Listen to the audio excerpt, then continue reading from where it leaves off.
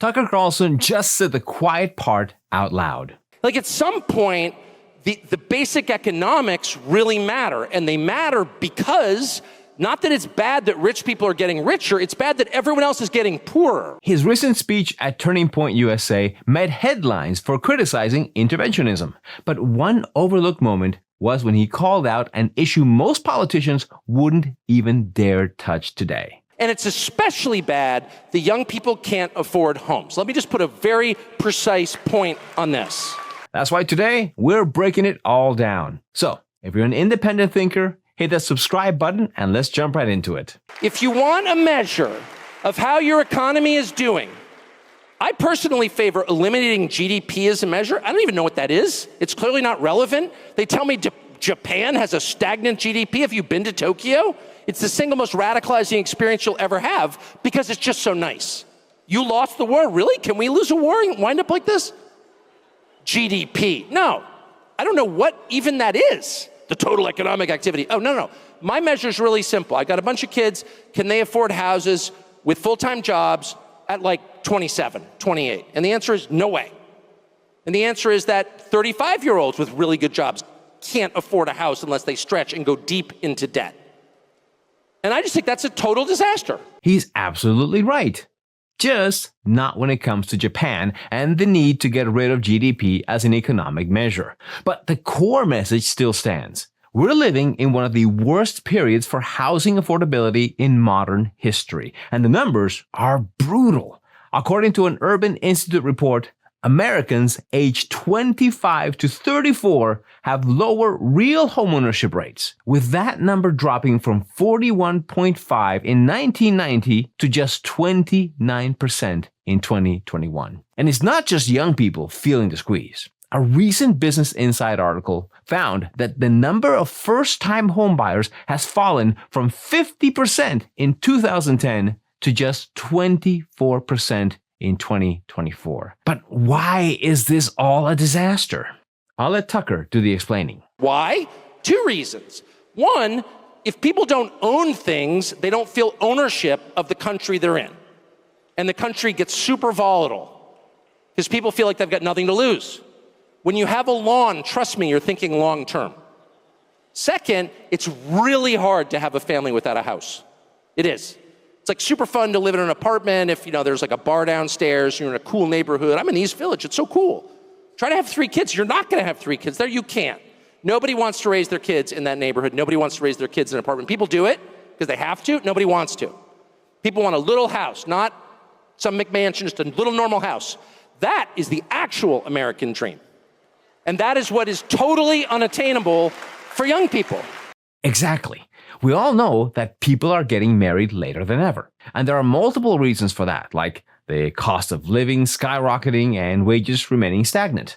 But one reason many people ignore is the difficulty of buying a house, even though an increasing number of young adults are working second or even third jobs. Just think about it. It's reported that as of last year, the median price of a new house has shot up to a stratospheric $435,000. That's a huge number, considering that the average annual salary stands at around $62,000. Dave Smith has an idea on why this might be happening, and he laid it all out during an appearance on Tucker's podcast. And then if they didn't go to college, they could go to high school and then go wait online and get a job where you could support a wife and kids off of that job. This might, and that was the way of the world previously, that my grandfather worked in factories his whole life and his wife didn't work. And that was that. He owned a house. He sent kids to college. He had 2 cars. Like they had a nice life. And these kids today come out with 6 figures of debt and are getting a job at, Starbucks, and houses are going for like $600,000 for, for that same humble house that my grandfather had. And the baby boomers all got rich by the value of their house just going up. Agree more. And it seems like not a one of them ever went, hey, but aren't we kind of like pulling up the ladder on the helicopter here? Like if my house is like skyrocketing in value, that's nice for me. I got a HELOC and I got like some money coming in now that I can invest in the market that's going up and make this income coming in. But what about the next generation? How are they ever going to buy a house? They don't care. And like no one seemed to care about that. They don't care. And I'm trying not to interrupt. Now, it's not just that baby boomers got the best deal on housing when they were young. They're still winning today. According to a recent report from the National Association of Realtors, boomers now make up 42% of all homeowners and 53% of sellers, the highest of any age group. That kind of market control matters. They're selling high, buying strategically, and benefiting from decades of property appreciation while younger generations struggle to just get a foot in the door. And it doesn't stop at real estate. Boomers also dominate American politics, whether in elective office or as a massive voting bloc. Now, to be clear, broad generalizations miss the mark. But it's fair to say that this generation, whether by direct action or through voting for politicians who made reckless decisions, helped build the economic landscape we're in today. Going back to Tucker's speech, he went into detail on what the situation will eventually lead to and made some valid points. So that is a national emergency.